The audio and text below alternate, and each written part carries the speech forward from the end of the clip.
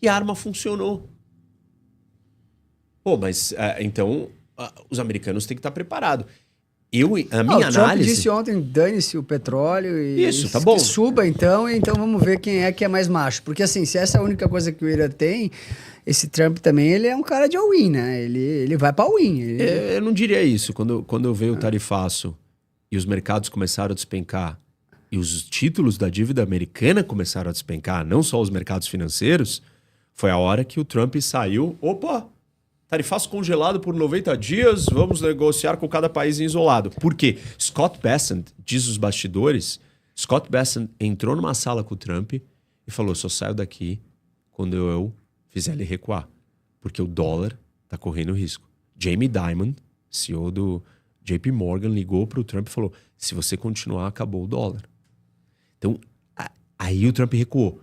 Qual outro único exemplo que a gente tem de recuo do Trump? A história da Groenlândia no começo do ano. Foi uma loucura. Davos. Quando ele começou a falar aquilo, analista do Deutsche Bank veio a público e falou assim, tá na hora da Europa repensar se deve financiar a dívida americana. Os europeus têm 12 tri em ativos americanos entre dívida e equity.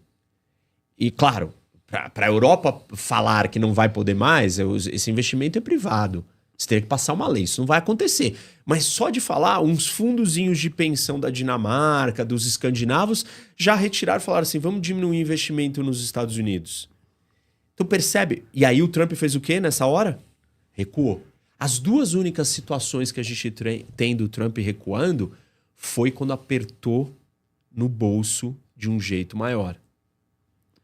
O que falta pro Trump tirar o pé da guerra do Irã é o S&P cair 15%, 20%. Isso.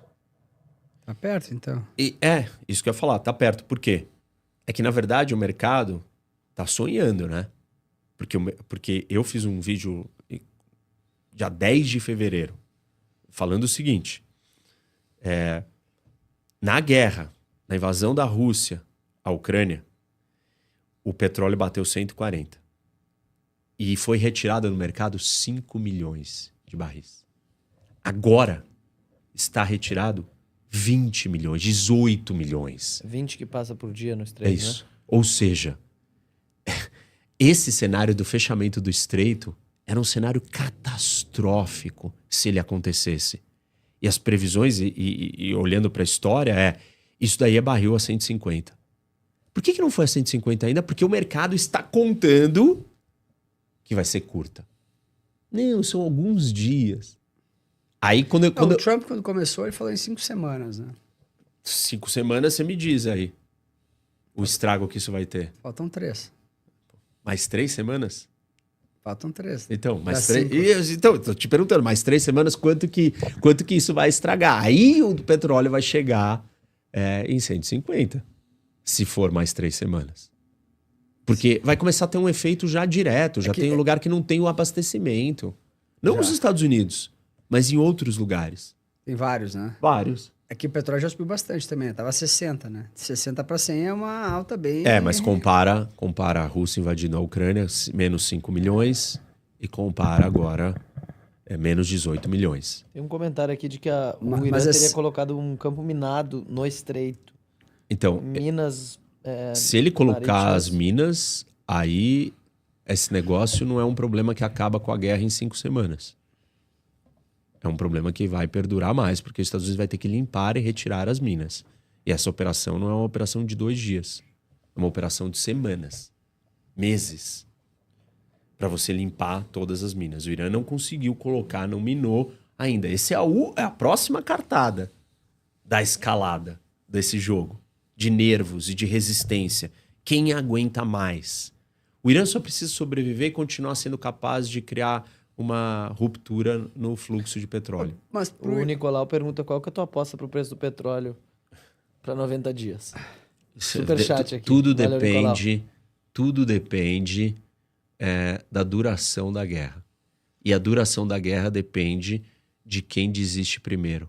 Quem pisca primeiro. Isso. Ô, professor, o regime foi bastante afetado, né? Tanto é que no primeiro dia de guerra, no dia seguinte, a Bolsa de Israel deu limit up de alta.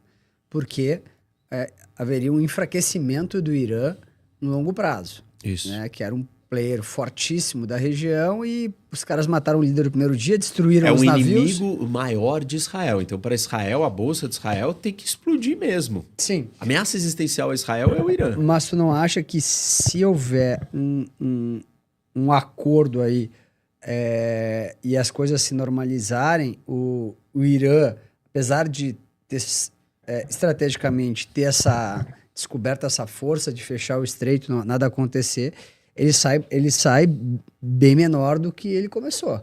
Porque ele sai sem navios, sem aviões, sem nada. Eles estão lá de novo, vão ter que reconstruir tudo e isso vai demorar bastante tempo. Não te parece isso, na tua opinião? Por um lado, você está certo.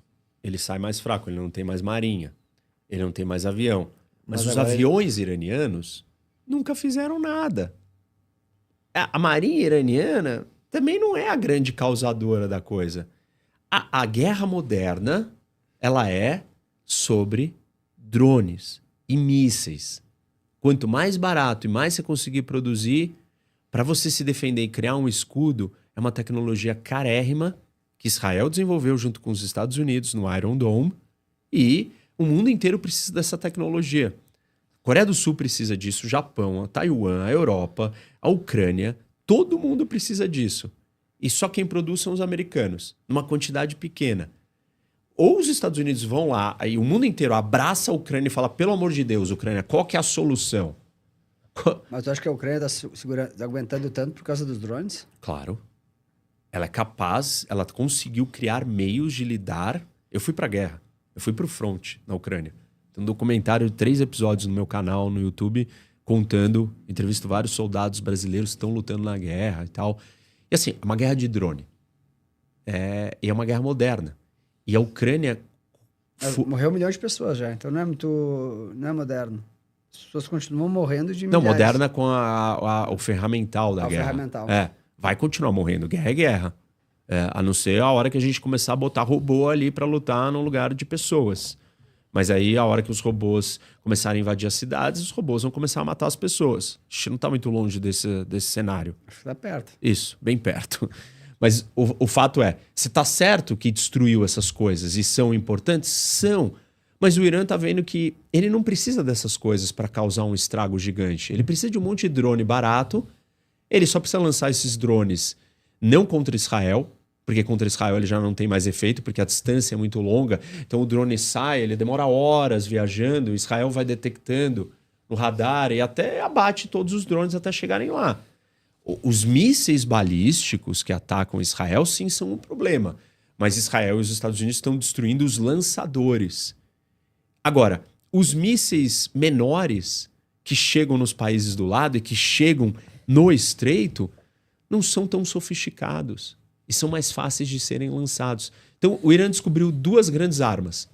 A sua posição geográfica no Estreito de Hormuz, testada, implementada e funcional, e a sua tecnologia de drones muito barata, produção ilimitada. Mesmo que ele tenha sido degradado, o regime, as suas capacidades no geral, ele sai dessa guerra com um novo meio de combate. Mas é só econômico, porque ele vai em cima do petróleo para prejudicar a economia dos Estados Unidos. E ele destrói os vizinhos. Ele destrói fisicamente. Mas em um determinado momento... O turismo, o prédio, a companhia aérea, o aeroporto, ele está destruindo todos eles. Isso é grave para eles, para esses países, entendeu? Mas essa guerra do Irã, ela tem prazo de validade. Em que sentido? Assim, o Irã vai ficar limitando a oferta global de petróleo até que um momento vai todo mundo virar contra o Irã e falar, chega, né? A China, a Rússia não vai falar contra. A Rússia não vai falar chega. Ela vai falar, por favor, continue. Por favor.